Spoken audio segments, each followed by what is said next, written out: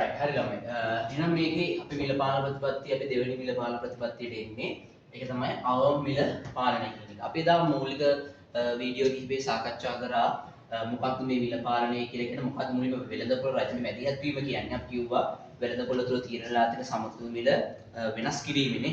පාරිභෝගික නිෂ්පාදකයන්ගේ අවස්ථාවකයි කියලා හිතලා රජයේ වෙළඳපොළට මැදිහත් වෙන අවස්ථාවලින් එක අවස්ථාවක් තමයි මිල පාලන ප්‍රතිපත්තිය කියන්නේ.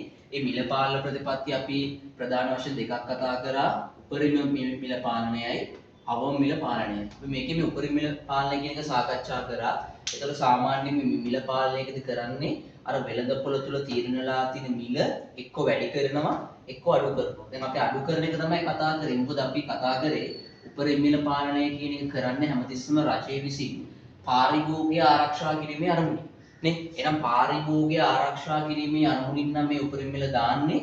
ඒක සමතුලිත මිලට වඩා පහළ මිලක් විදිහට නියම කරන්න ඕනේ. ඒක තමයි ඒක සඵල උපරිම මිලක් වෙන්නේ.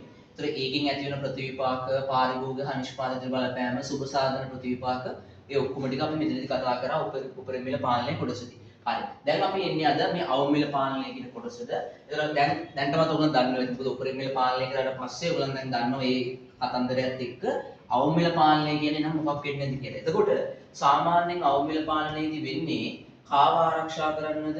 මෙන්න මේ නිෂ්පාදකයන්ව ආරක්ෂා කරන්න. මේ නිෂ්පාදකයන්ව ආරක්ෂා කිරීමේ අරමුණින් ඒ කියන්නේ මේ වෙළඳපොළ තුළ තීරණලා තියෙන මිල මම නිකන් උදාහරණයක් ගන්නවා වෙළඳපොළ තුළ තීරණලා තියෙන්නේ මිල 30යි කියලා.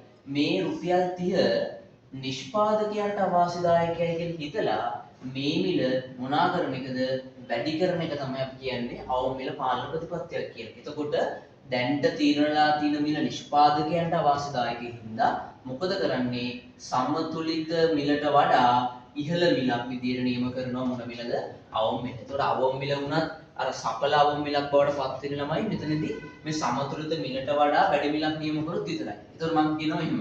දැන් රාජ්‍යයේ මැදිහත් වෙලා මේ රුපියල් 30 නිෂ්පාදකයන්ට අවාසිදායකයි කියලා හිතලා රුපියල් 35ක අවම මිලක් නියම කරනවා කියලා හිතන්නකො.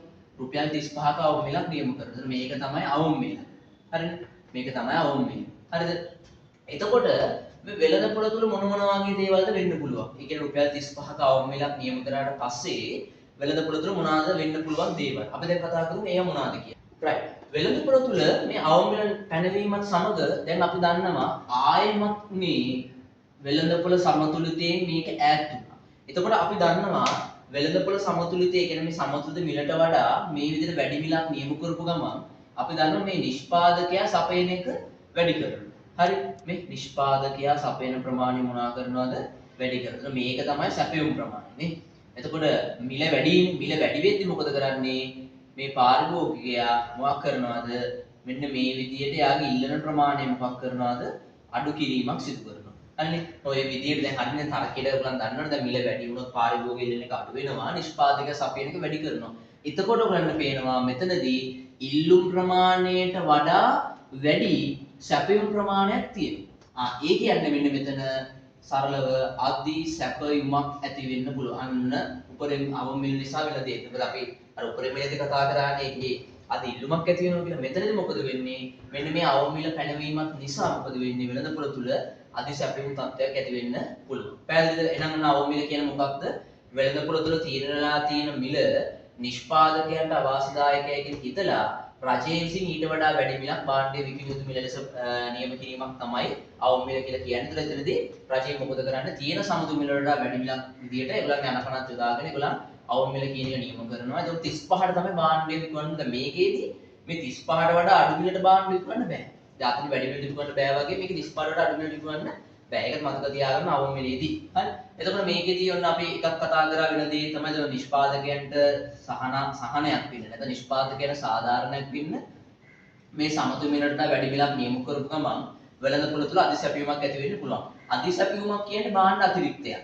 හරි භාණ්ඩ තොගයක් ඉතුරු වෙනවා වෙළඳපොළ තුල නේ. සමුච්චනය එකතු වෙනවා. හරි. ඒතර අධිසැපයුමක් තත්ත්වයක් තියෙද්දී වෙළඳපොළ තුල භාණ්ඩ ඉතුරු වෙනවා. ඒ කියන්නේ විකුණ ගන්න බැරි වෙන තත්ත්වයක් තියෙනවා. මොකද එච්චර නිෂ්පාදකයා සැපියුවට පාරිභෝගිකයා එච්චර ඉල්ලන්නේ නැත. අන්න ඒ හේතුව හින්දා වෙළඳපොළ තුල මොකක් ඇති වෙන්න පුළුවන්ද?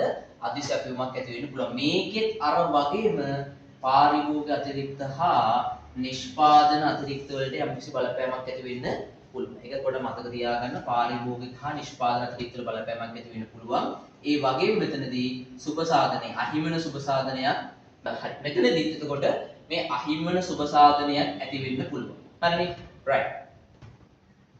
right. ඒතර ඒ වගේ තමයි මෙතන පාරිභෝගික හා නිෂ්පාදන අතර ඉතල බලපෑමක් වෙනවා. ඒ වගේම මෙතනදීත් අර විදියටම අහිමන සුබ සාධනයක් ඇති වෙනවා. මොකද අපි දන්නවා දැන් මෙතන කාර්යක්ෂම නිමුමෙන් ඈත් වෙලා තියෙන්නේ. ඒ හරහා වෙළඳපොළ තුල අකාර්යක්ෂමතාවයක් ඇති වෙන්න පුළුවන්. අපි දන්නවා සමතුලිත දිවිතලයි ආර්ථික අතිරික්තය උගුරේ වෙන්නේ. ඒතකොට මෙතනකින් ඈත් වෙලා පස්සේ ආර්ථික අතිරික්තය වෙනස් වීම වෙන්න පුළුවන්. ඒතර මෙතනදී ප්‍රශ්නයක් වෙන්නේ නැහැ. අහිමන සුබ සාධනය කියන එකෙන් ඔයාලට අර විදියට ත්‍රිකෝණ කෑල්ලෙන් හොයාගන්න පුළුවන් මගේ ඉස්සරහට කියන. හරිද? මෙතනදී අහිමන සුබ සාධනයක් ඇති වෙන්න පුළුවන්. ඔන්න ඔය ටික තමයි අවමිල නිසා ඇති වෙන මූලික දේවල් ටික. මම ඊට පස්සේ මේකේ වෙන දේවල් තව කියනවා. දැන් මේ තත්ත්වයේ තුල වෙළඳපොළ තුල අධි ආයෝජන තත්ත්වයක් ඇති වෙන්න පුළුවන්. ඒ අධි ආයෝජන තත්ත්වයක් ඇති වෙන්නේ දැන් මේකෙදී වෙළඳපොළ වල මිල ගණන් අර කෘත්‍රිම ලෙස වැඩි කරලා තියෙන්නේ.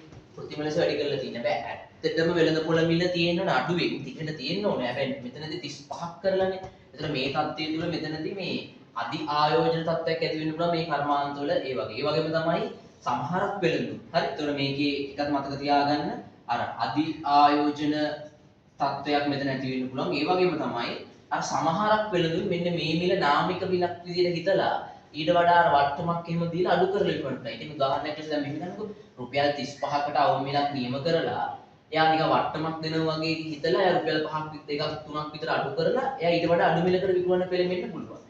ඒකත් එහෙම කරන්න බෑ. හරි ඒක එහෙම කරන එක නීති විරෝධයි. මොකද දැන් අවම මිලක් නියම කරාට පස්සේ මේ තීලා තියෙන මේ අවම මිලට වඩා අඩු මිලකට බාන්න විකුණන්න බෑ අපිට. ඒක සමහරක් වෙළඳුන් මේකේ කියන්න පුළුවන් මේක අවම මිල නෙමෙයි මේක නාමික මිලක් විදිහට හිතලා වට්ටමක් දීලා අඩු කරලා බාන්න විකුණන්න පෙළඹෙන්න පුළුවන්. ඒකට එයාගේ මිල අඩු වෙන. එතකොට ඒතර එයා ගාවට ගොඩක් කට්ටිය එනවා. අර ඒ වගේ දෙයක් කරන්නත් පුළුවන්. ඒක 35 නම් 35ම තමයි. මොකද දැන් හැමෝම 35ට විකුණනත් එක්කෙනෙක් හරි 30ට 32කට විකුණන්නේ කියොත් එයාට මාසෙ හම්බෙන්නේ. අනේ ඒ නිසා මේක නාමික මිලක් විදිහට හිතලා විකුණන එක තහනම් වට්ටමක් එහෙම අඩු කරලා විකුණන විදිහට එහෙම දෙයක් කරන්නත් බෑ. හරි ඒක පොඩ්ඩක් මතක තියාගන්න ඕන.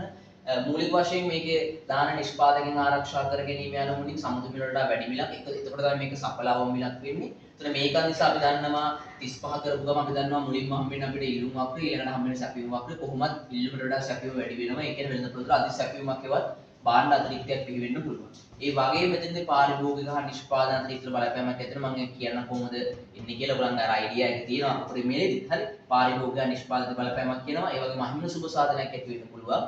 ඒ වගේම මෙන්න මේ தත්ත්වය තුළ අධි ආයෝජන තත්ත්වයක් මේ කර්මාන්තවල ඇති වෙන්න පුළුවන්. මොකද මේකේ අර මිල ගණන් කෘත්‍රිම වැඩි කරලා තියෙන හින්දා. ඒ වගේම තමයි සමහරක් වෙලෙදුන් මේක නාමික මිලක් විදිහට හිතලා අඩු මිලට පාඩු විකුණන පෙළඹෙන්නත් පුළුවන්. පට්ටම් ලබා දීමක් වගේ දෙයක් සිදු කරලා. අර ඒ වගේ දෙයක් වෙන්න පුළුවන් මේ අවම මිල පාලනය. එතකොට දැන් මේකේ තියෙන අවුල තමයි මෙන්න මේක තමයි මේකේ තියෙන අවුල. හරි. දැන් මේක නිෂ්පාදකයන්ට වාසිදායක වීමේ අනුමුණින් මේක ඇති කරාට මෙන්න මේක තමයි මේකේ තියෙන අවුල. මොකක්ද? මේ අතිරික්තයක් ඉතුරු වෙන එක තමයි මෙතන තියෙන ප්‍රශ්නේ. එතකොට මේ ප්‍රශ්නෙට මොකක් හරි විසඳුමක් දෙන්නම වෙනවා. අපි ඉස්සරහට කතා කරමු. එතකොට මොකද?